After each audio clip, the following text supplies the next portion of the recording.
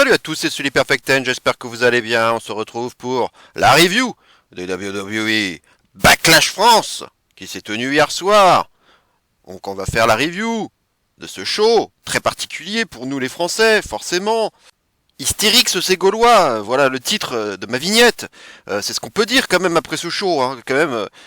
Voilà, enfin, j'aurai l'occasion d'y revenir, mais quelle ambiance! Quelle ambiance! Alors là, on aura vraiment marqué le coup, hein. Je pense que là, les Américains, là, ils vont pas oublier cette nuit, hein. Ah, ils vont pas l'oublier, ça c'est sûr.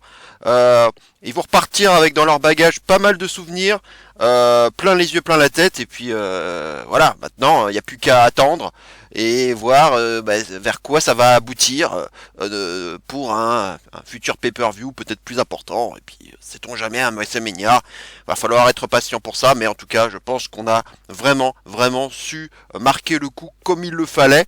Hein, j'aurai l'occasion aussi d'y revenir. Je vais faire comme d'habitude, hein, je vais revenir en détail sur tout ce qui s'est passé dans ce pay-per-view, en tout cas dans les grandes lignes, avec mes avis. Hein, toujours mes avis personnels, bien entendu. Hein, vous avez le droit toujours d'être d'accord ou pas d'accord avec ce que je dis. Hein, ça n'engage que moi.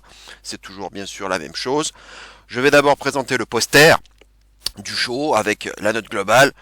Je ferai un petit résumé de ce que j'en ai pensé et après on attaquera le graphique des notes et on va aller dans le détail de chacun des matchs. Voilà, ça c'est le canevas habituel des reviews de pay-per-view comme je peux le faire depuis un certain temps maintenant. Voilà, donc je vais d'abord présenter le poster du show avec sa note globale. Voici le poster et donc une excellente note de 4 étoiles que j'ai donnée à ce pay-per-view. Difficile quand même d'évaluer un tel show tout en restant objectif. Hein, cela étant, bon, j'ai essayé de le faire du mieux que j'ai pu. La note de 4 étoiles est élevée et je la donne rarement sur des pay-per-view. Mais évidemment, le facteur ambiance y est pour beaucoup, hein, comme il a pu aussi l'être pour Backlash déjà de l'an dernier.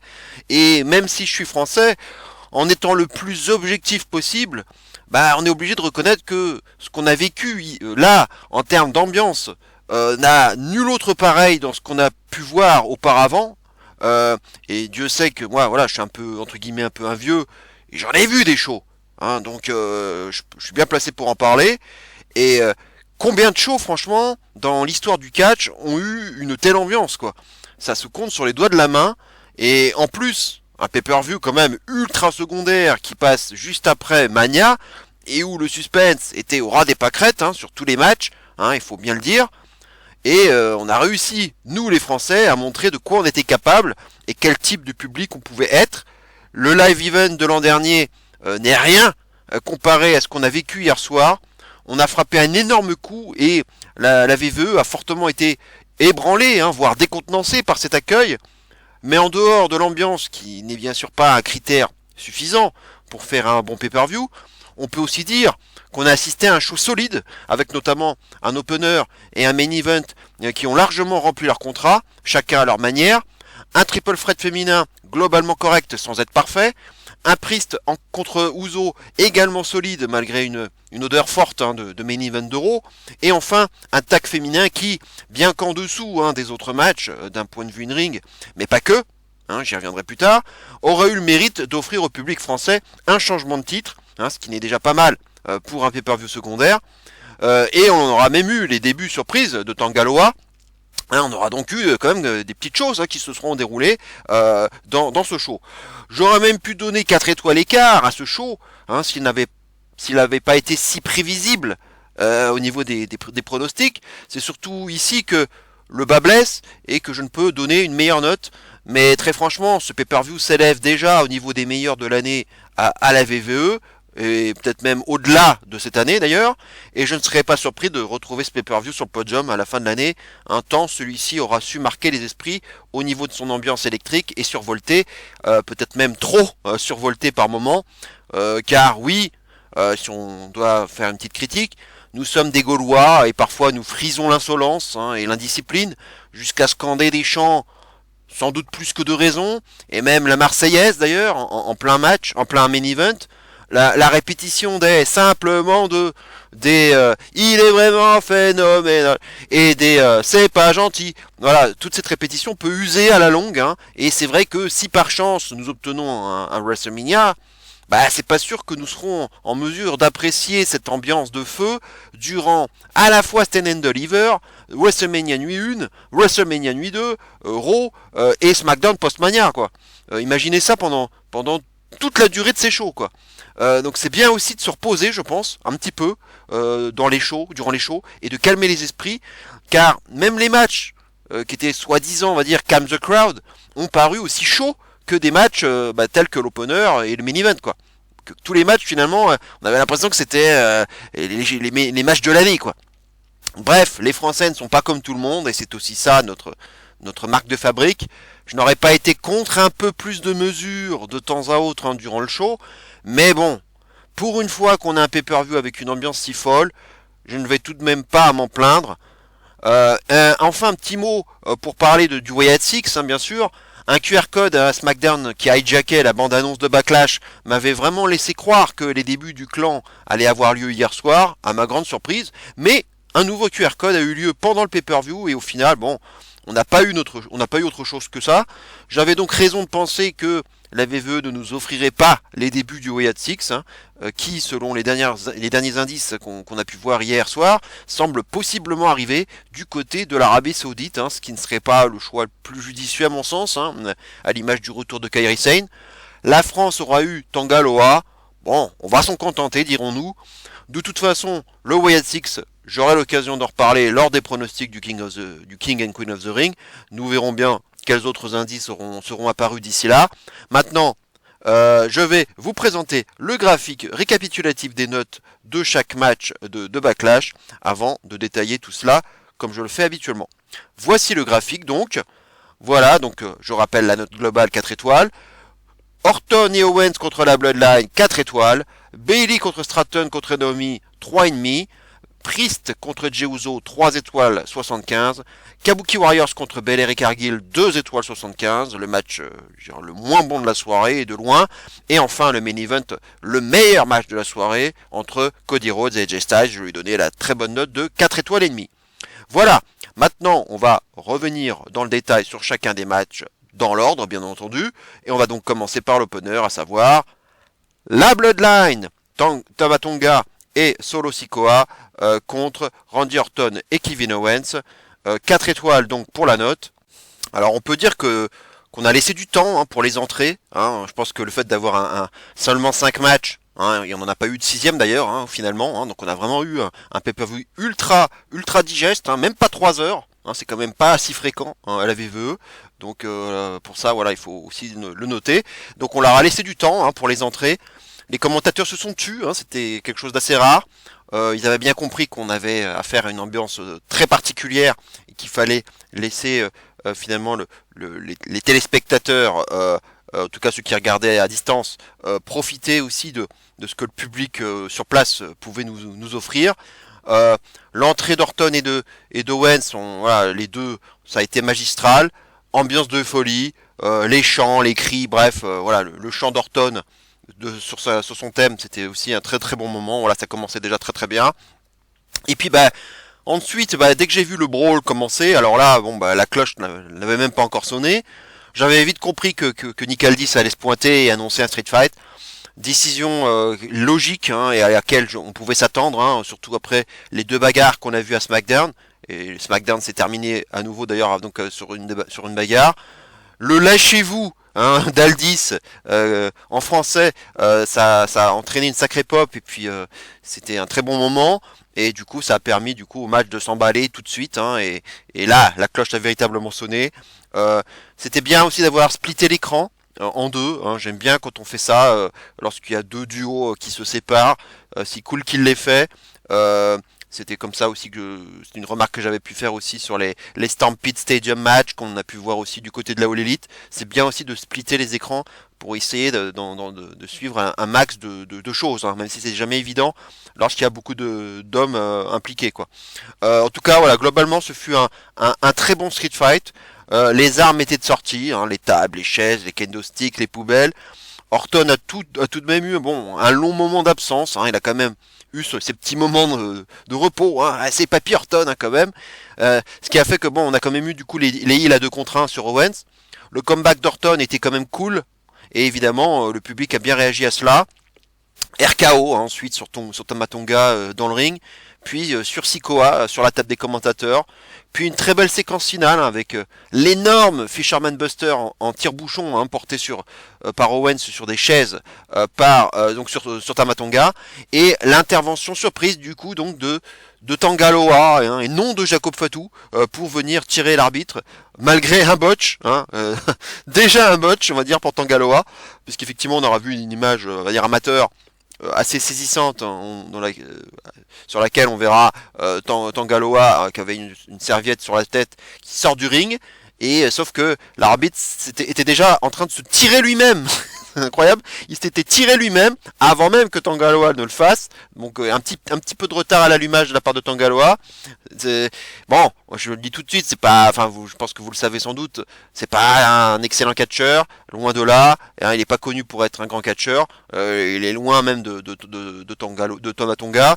Et voilà, il fait beaucoup de botch, on va dire. Et dès son entrée, ça part raté quoi. Il reste fidèle à sa réputation. Ça c'est voilà, ça on aura l'occasion de le voir. De toute façon, je pense qu'on va bien se marrer avec lui. J'ai été très surpris en tout cas sur le coup de le voir, car déjà je le croyais encore sous contrat avec la New Japan, et comme je ne suis pas toujours la New Japan, je n'avais pas vu que son dernier match là-bas datait quand même du 31 mars, donc ça faisait quand même plus d'un mois. Le fils d'Aku, il faut le rappeler, le vrai fils d'Aku est seulement le frère adoptif de Tamatonga et aussi d'Ikuleo, qu'on risque de bientôt voir à la VVE également, Ikuleo, faudra aussi s'en souvenir. Cette intervention permet à Solo Sikoa en tout cas d'achever Owens avec un Samoan Spike. Victoire logique des heels qui était largement nécessaire, il faut le dire. Choix idéal en tout cas d'opener. J'aurais fait le même choix, surtout dans une stipulation Street Fight. La stipu a été globalement bien respectée, le public était évidemment en feu, balade dans le public, de la bonne hit, des heals, et un bon comeback d'Orton, un gros spot de fin avec Owens sur les chaises, et enfin la surprise, évidemment le RKO sur la table des commentateurs, et enfin la surprise avec l'intervention de Tangaloa, malgré le botch on va dire, et non donc celle de Jacob Fatu. Et c'est bien parfois de ne lire aucune rumeur, parce que ça permet d'avoir cette surprise, même si Tangaloa est un assez mauvais catcheur comme je le disais, il faut le rappeler, c'est l'ex Camacho à la VVE, on l'avait un peu oublié, qui n'existe finalement qu'à travers son frère, et qui ne peut rien espérer en solo, donc c'est pas plus mal qu'il rejoigne son frère. Ça pourra en tout cas promettre d'avoir d'assez bons matchs tag en perspective entre les Usos, une fois qu'ils se seront rabibochés, et les anciens donc Guerrillas of Destiny. C'est un peu un dream match, un dream match de Smart, dont on parlait depuis de nombreuses années. 4 étoiles donc pour cette très bonne mise en bouche qui lançait parfaitement le show. Le résultat est logique, et évidemment ça va continuer de progresser, la storyline de la Bloodline. On voit toujours Paul Heyman qui est toujours un peu décontenancé, un peu apeuré, qui avait du mal à lever le doigt à la fin du match. D'ailleurs il lève le bras gauche alors que les autres lèvent le bras droit. Bon, est-ce qu'il faut y voir quelque chose? Ça on verra bien. En tout cas, voilà, un peu de fraîcheur dans la storyline de la Bloodline, pas de Reigns, des nouvelles têtes. Bref, ça me redonne un peu d'intérêt, voilà. Mais on sait très bien que ce n'est que le début. Voilà, on va passer maintenant au match suivant. Triple threat match féminin entre Bayley, Tiffany Stratton et Naomi. Alors ouais, j'ai pu voir le kick-off la veille à Lyon, donc devant vraiment un grand nombre de personnes. C'était déjà chaud. Et on voit voilà tout de suite que Stratton est déjà over, Bayley aussi. Peut-être un poil moins pour Naomi, mais elle avait quand même aussi bénéficié d'un très bon accueil. Et ça donnait déjà le ton de ce qu'allait être ce match en termes d'ambiance. Donc 3,5 en tout cas pour la note. Très belle entrée de Naomi, on se serait cru en boîte de nuit, très voilà toujours on tamise la lumière et après beaucoup de lumière, des effets fluo, ça passe toujours très bien et le public a quand même bien apprécié ça. Bayley et Stratton sont arrivés aussi sur une super pop. Donc c'était vraiment très plaisant à entendre. Et évidemment, le chant spécifique à Bayley qu'on entend maintenant depuis de nombreuses années, hein, notamment à NXT, et qu'on a aussi pu entendre la veille, donc durant le kick-off. Il était présent aussi ce chant.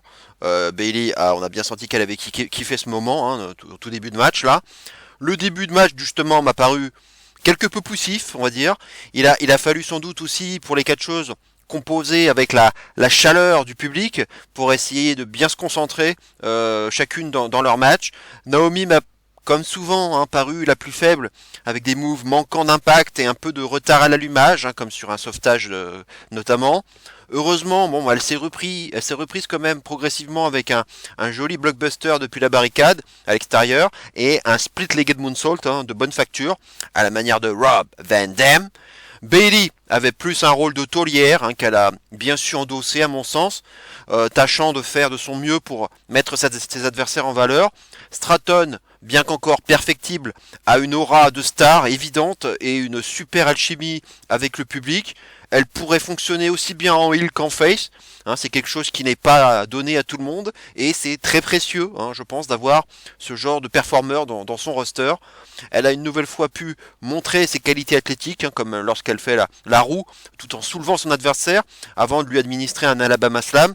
Un match, je dirais, globalement diesel, qui a ensuite su trouver sa vitesse de croisière, avec plusieurs tentatives de tomber, et quelques sauvetages qui en ont fait un vrai match triple menace, dans sa plus pure expression.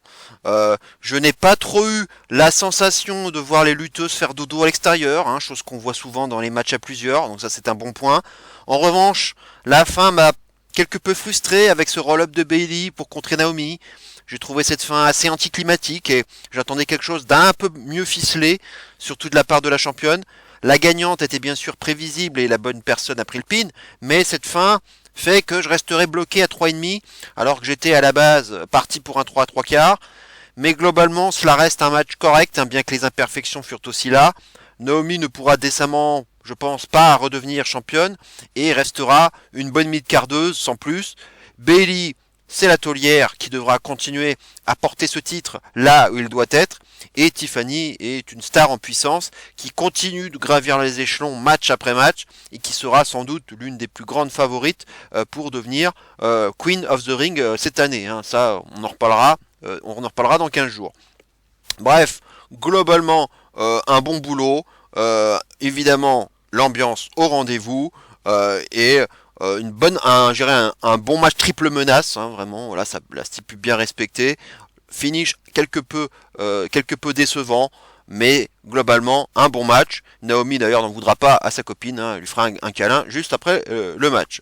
Voilà, en tout cas on verra ce qui attendra Bayley. Nia Jax à mon avis risque d'arriver dans pas longtemps. On va passer maintenant au match suivant.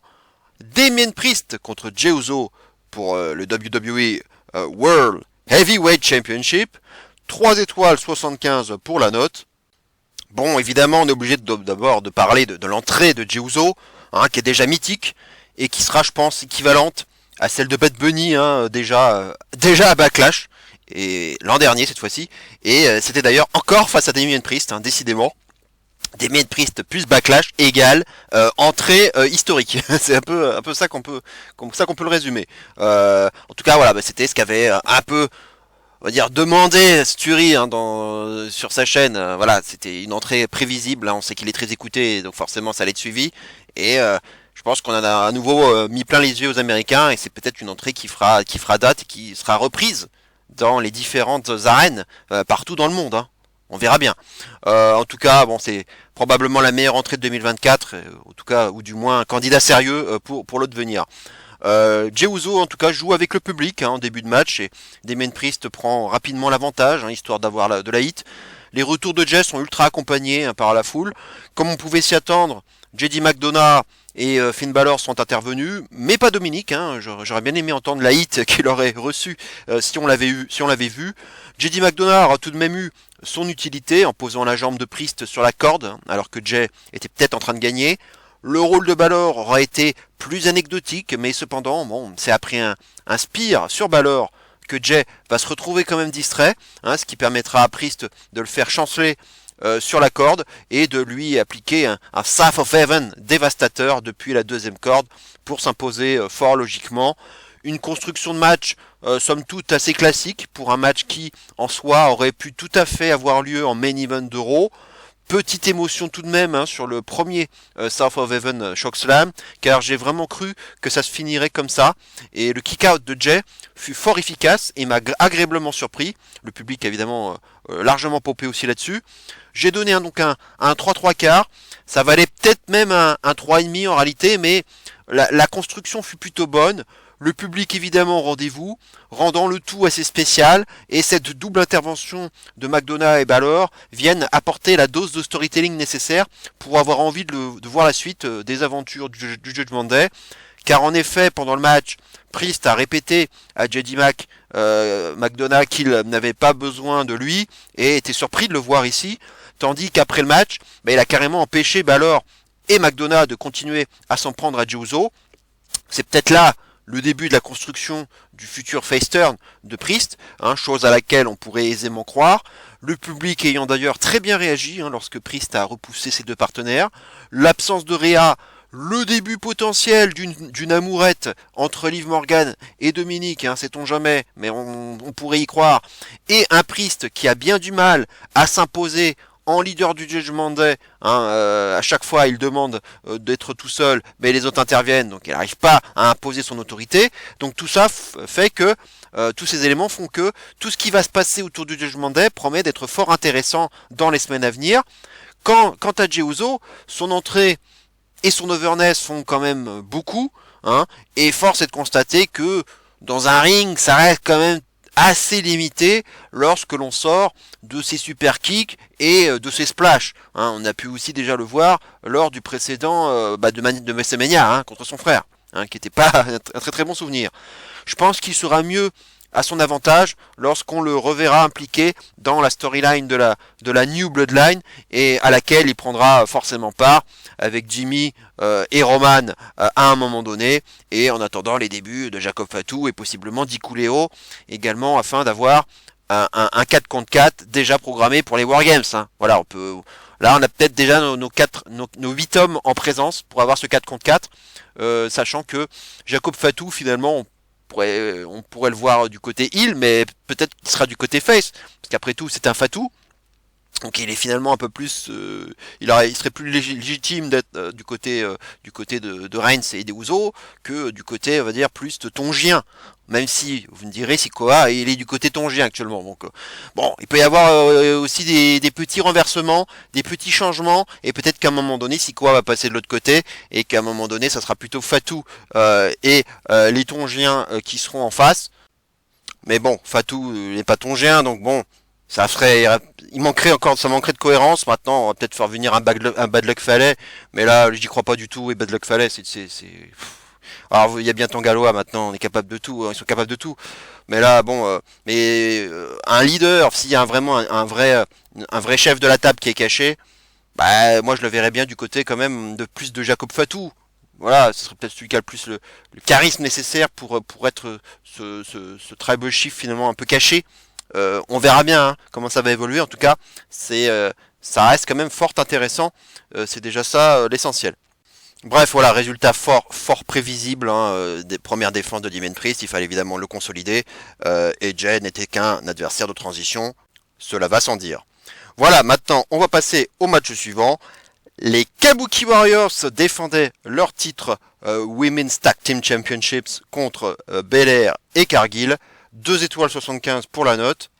Alors un match vraiment très bizarre, c'est le moins qu'on puisse dire.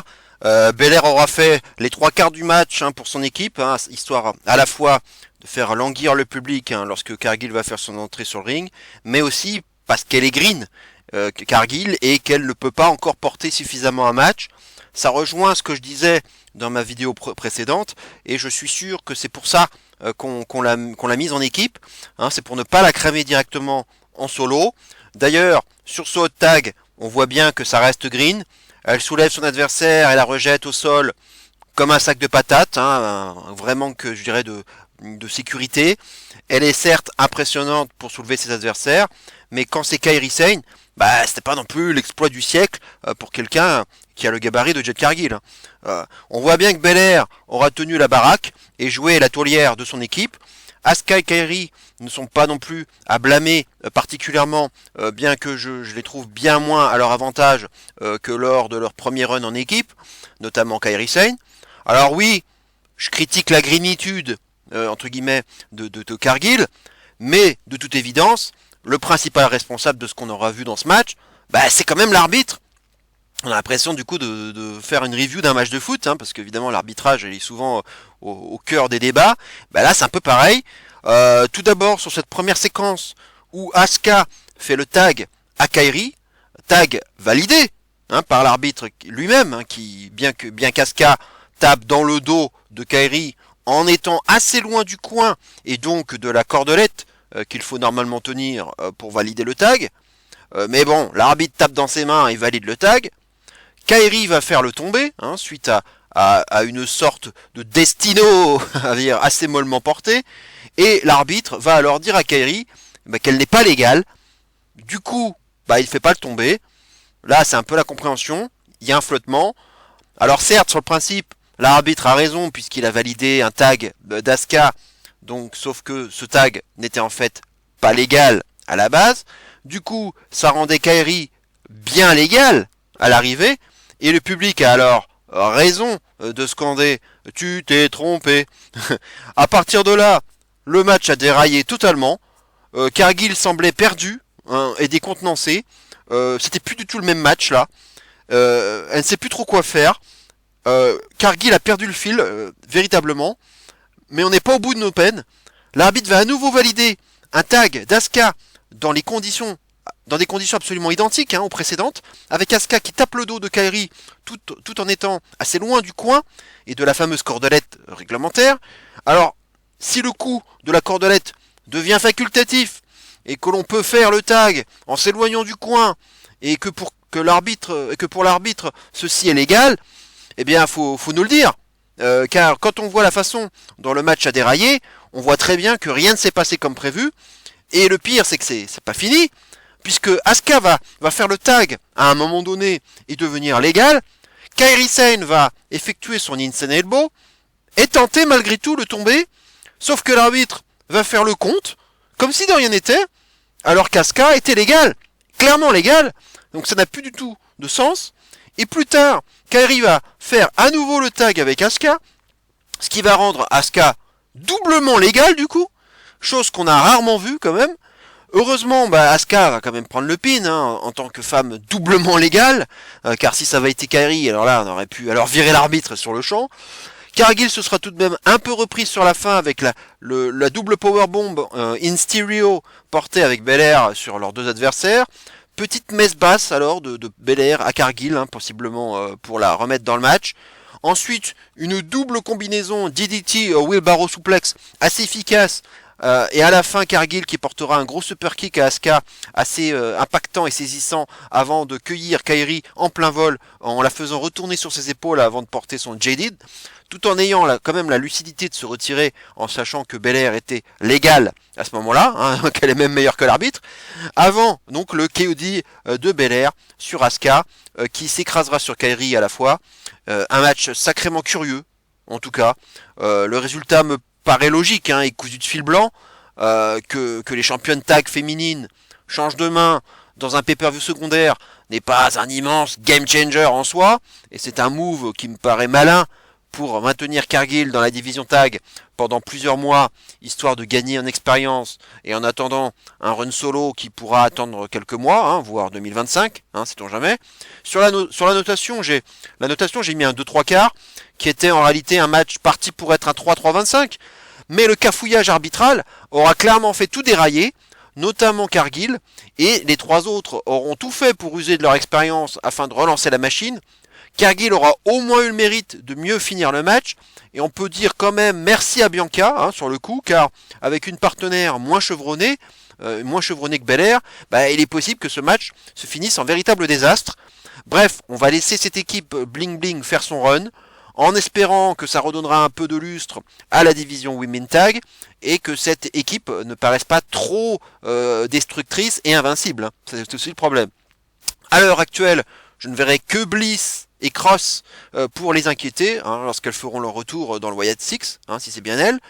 À moins que ce cafouillage arbitral ne soit utilisé dans le kayfabe pour faire un rematch et redonner les titres aux Kabuki Warriors, mais j'en doute fort. Bref, le moins bon match de la soirée, mais l'arbitre y est aussi pour beaucoup. Hein, il faut pas l'oublier. Hein, ce n'est pas que la grénitude de Jade Cargill qu'il faut remettre en cause, mais aussi le cafouillage arbitral absolument indigeste qui a vraiment fait tout dérailler. C'était vraiment très difficile. On va passer maintenant au main event de ce show. Sans surprise, il s'agissait donc de Cody Rhodes qui défendait son WWE Undisputed Championship contre AJ Styles. Et la note, voilà, 4 étoiles et demie. Le meilleur match de la soirée. Il est intéressant de noter qu'AJ portait les mêmes couleurs, noires et violettes, sur sa tenue que lorsqu'il avait affronté et même battu Papa Rhodes, Dusty Rhodes lui-même, en 2003, pour le titre NWA World Heavyweight. Donc c'était encore lorsqu'il y avait la NWA qui était impliquée, le titre NWA qui était impliqué chez TNA. Donc c'est un joli rappel au passé. Michael Cole a aussi fait ce rappel d'ailleurs. Comme on a pu l'entendre lors du kick-off de la veille, AJ a été très souvent accompagné de chants. Il est vraiment phénoménal. Une bonne idée, je trouve, même si c'était sans doute un peu trop à un moment donné. Faut quand même le noter. C'est vrai qu'à un moment donné, je crois que AJ était perdu. Il savait vraiment pas trop ce qui lui arrivait, quoi. L'entrée de Cody avec son thème chanté par le public fut aussi un grand moment de ce show. Et bravo à Jessica Carr, au passage, qui devient la toute première femme de l'histoire de la WWE à arbitrer un main event pour le championnat de la WWE. Ça paraît incroyable, mais c'est pourtant vrai. Bravo à elle, en tout cas. C'est une sacrée reconnaissance pour elle. J'ai vraiment beaucoup aimé ce match, en tout cas. Sans même parler une nouvelle fois de l'ambiance survoltée qui l'entourait. Un vrai bon main event de pay-per-view entre deux excellents catcheurs qui auront même montré une belle alchimie, bien que ce soit la toute première fois qu'ils s'affrontaient.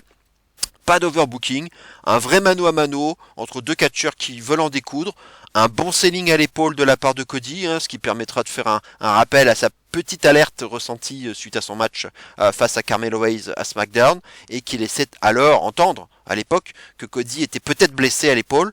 Difficile à dire si c'était vrai ou non, mais en tout cas, le fait de l'avoir utilisé dans la narration de ce match tend à prouver que soit c'était une blessure mineure, soit il y avait tout simplement rien du tout, quoi. Petit clin d'œil à Stardust aussi de la part de Cody et pour le narguer AJ, qui répliquera par ailleurs avec un élégant motherfucker qu'on pourra lire sur ses lèvres. Belle powerbomb de Cody sur AJ qui écrasera la table des commentateurs français. Deux jolis Cody cutters de sa part également, notamment le dernier en toute fin de match où il était pourtant très très mal positionné pour l'effectuer. Il est parti très haut, mais il aura su tout de même le réaliser en se contorsionnant comme il a pu. Et enfin un Crossroads pour venir achever ce match et conserver fort logiquement son titre. Mais pour une première défense de titre, on pourra dire qu'elle fut fort réussie.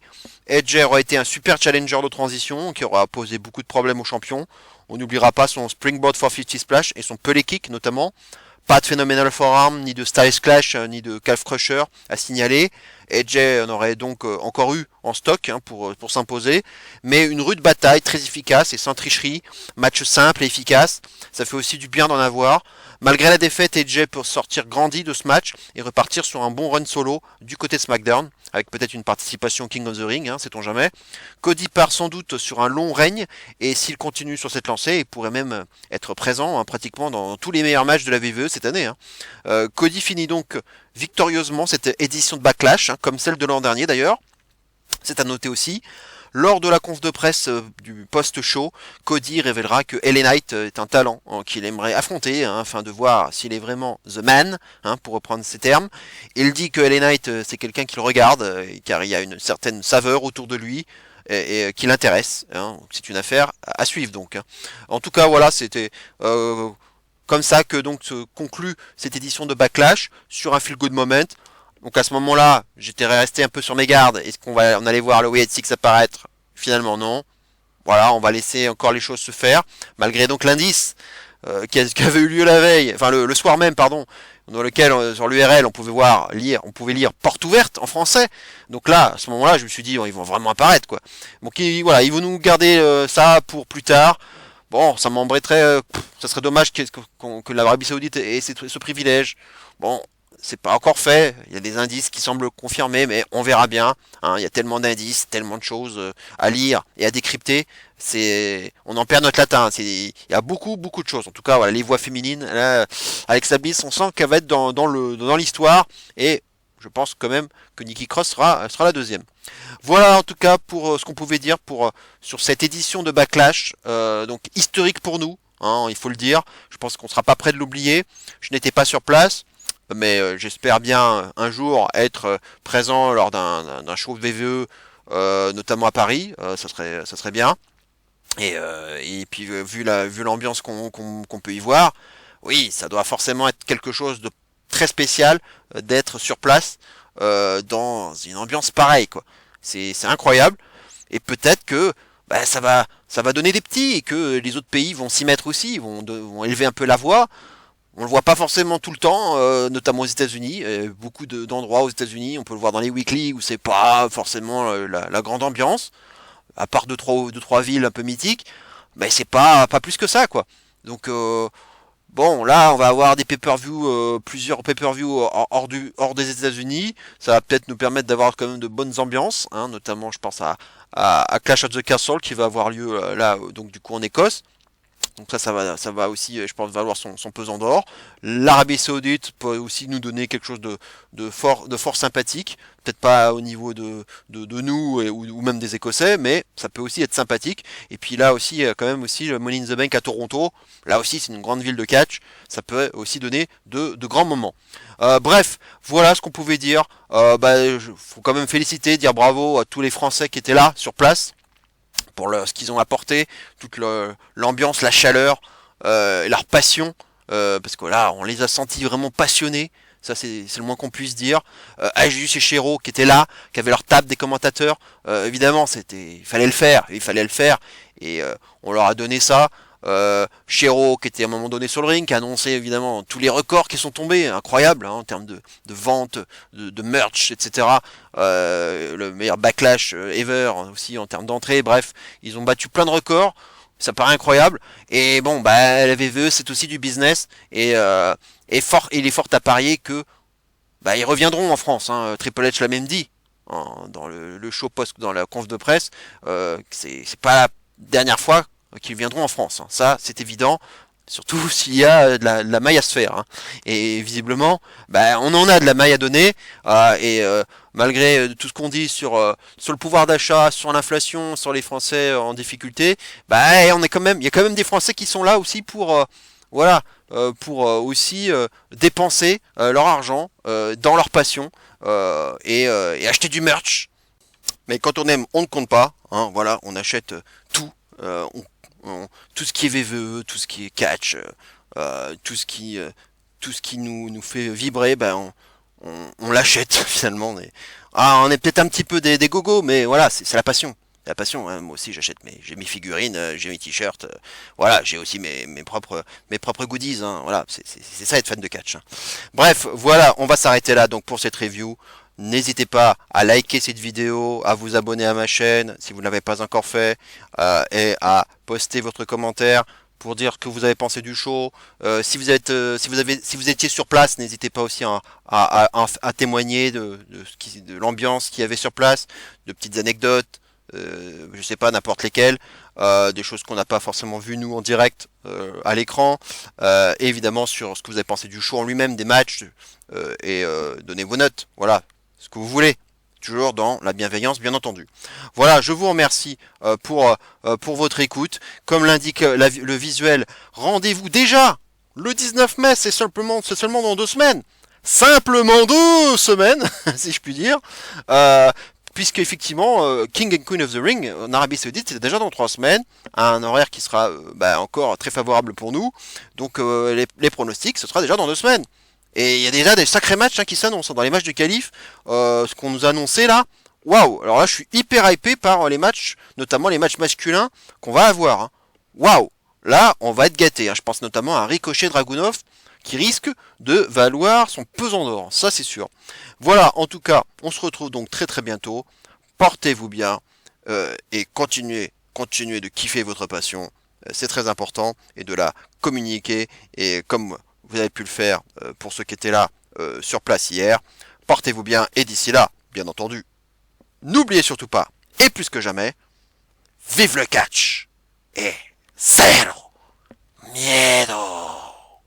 Ciao à tous.